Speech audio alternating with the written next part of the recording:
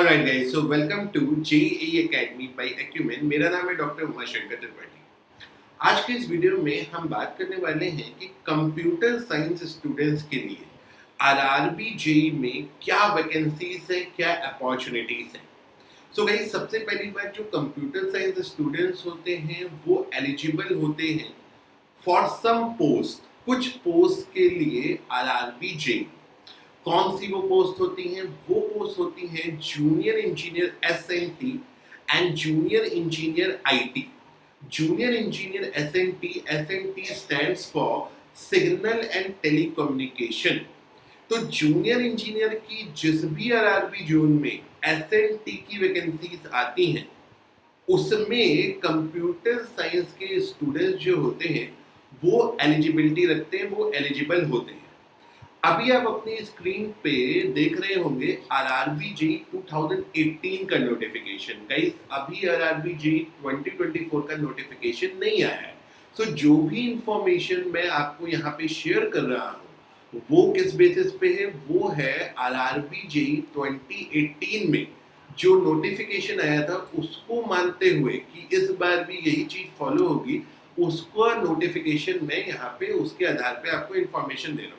तो जब आप आरआरबी जेईई का नोटिफिकेशन देखेंगे पुराना, और हमको पूरी उम्मीद है कि इस बार भी इसी तरीके का नोटिफिकेशन आएगा, तो आरआरबी जेईई में फॉर्म भरते वक्त अगर आप किसी वैकेंसी के लिए फॉर्म भरते हैं तो आपको एग्जाम ग्रुप के अकॉर्डिंग फॉर्म भरना होता है। एग्जाम ग्रुप अलग अलग होते हैं, जैसे आप अपनी अभी स्क्रीन पे देख पा रहे होंगे मैकेनिकल एंड अलाइड इंजीनियरिंग, उसमें कौन कौन सी ब्रांच आपकी वैलिड होती है, अलाउड होती है, ये लिखा होता है। सिमिलरली यहाँ पे आप देखिए एग्जाम ग्रुप मैंने हाईलाइट किया हुआ है इलेक्ट्रॉनिक्स एंड अलाइड इंजीनियरिंग।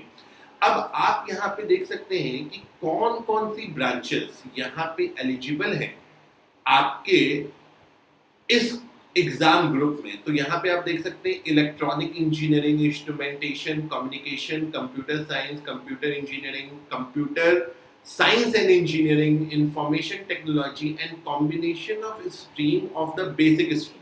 इसका क्या मतलब होता है कॉम्बिनेशन? तो कई सारी यूनिवर्सिटीज आजकल डिग्रीज कराती हैं और डिग्री के नाम में लिखते हैं computer science and electronics, computer science and instrumentation. तो अगर ऐसी भी किसी ब्रांच में आपने बैचलर्स की डिग्री ली है या डिप्लोमा लिया हुआ है तो भी आप इन पोजीशंस के लिए एलिजिबल होते हैं। सो कंप्यूटर साइंस इंजीनियरिंग के जो स्टूडेंट्स हैं उनके लिए गवर्नमेंट जॉब अगर आप लेना एस्पायर करते हैं जूनियर इंजीनियर लेवल की, यहाँ पे आपको ठीक ठाक डिसेंट नंबर ऑफ वैकेंसीज देखने को मिल सकती है। सर आप ऐसा कैसे कह रहे हो डिसेंट नंबर ऑफ वैकेंसीज देखने को मिल सकते हैं? अगेन मैं क्लेरिफाई करता हूँ, आरआरबी जेईई 2024 का कोई नोटिफिकेशन अभी तक नहीं आया है, लेकिन काफी अधिक संख्या में वैकेंसी आती हुई लग रही है। ये बात मैं बोल रहा हूँ आपसे जो इंटरनेट पे इंफॉर्मेशन अवेलेबल है, ठीक है, मैंने लास्ट वीडियो में भी बताया था। सो उसके आधार पे अगर मैं बात करूँ, जैसे अगर मैं 2018 की बात करूँ तो टोटल वैकेंसी जो आई थी लगभग 13,000 समथिंग वैकेंसीज आपकी आई थी, और उन 13,000 वैकेंसी में लगभग 800 से 900 वैकेंसीज थी जहां पे कंप्यूटर साइंस स्टूडेंट्स एलिजिबल थे। कहाँ एलिजिबल होते? Junior engineer SNT, signal and telecommunication, junior engineer IT, junior engineer information and technology. आप इन दोनों पोजीशन के लिए एलिजिबल होते हैं। इसके अलावा एक पोजीशन और होती है जिसमें आप फॉर्म फिल कर सकते हो, वो होती है DMs, okay, depot material superintendent, ठीक है, डीएमएस की पोस्ट कहते हैं, अच्छी जॉब होती है, तो वहां पर भी आपकी एलिजिबिलिटी होती है, ठीक है। इसके अलावा भी कुछ एक वैकेंसीज होती हैं जहां पे एलिजिबल आपको किया जाता है जनरल, लेकिन अगर मेजर बात करूं तो यही वैकेंसी होती है, सिग्नल एंड टेलीकम्युनिकेशन डिपार्टमेंट, ठीक है, इंफॉर्मेशन टेक्नोलॉजी डिपार्टमेंट और डीएमएस, डिपो मटेरियल सुपरिटेंडेंट। तो यहाँ पे आप जूनियर इंजीनियर लेवल की जॉब लेने के लिए फाइट कर सकते हैं, लेकिन तैयारी शुरू करने से पहले समझिए कि यहाँ पे आपका जो फाइट रहेगा, जो कंपटीशन रहेगा, वो और भी ब्रांचेस के साथ रहेगा, मेजरली इलेक्ट्रॉनिक ब्रांच के साथ रहेगा, ठीक है।